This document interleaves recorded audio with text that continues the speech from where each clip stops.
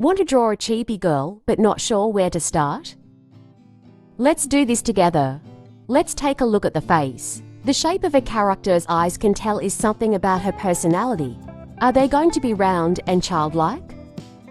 Or sharp and spirited? Perhaps curved and sophisticated? How about her hair? Long or short? Curly, wavy, or straight? Is it going to be in twin tails, braids, buns? Tied high or low, or simply let down?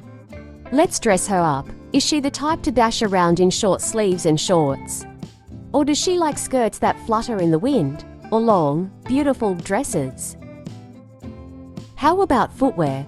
You can give your character any sort of shoes you think she'd like. Try taking into account her surroundings as well. Will it be formal and stylish? Or rugged and sturdy? How about graceful?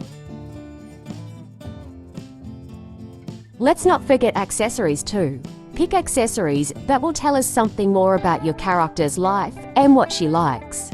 After brainstorming various features, try out different combinations to get even more cool character designs.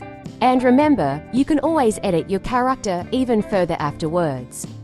The more questions you ask, the more details there will be. Have fun as you craft your very own character.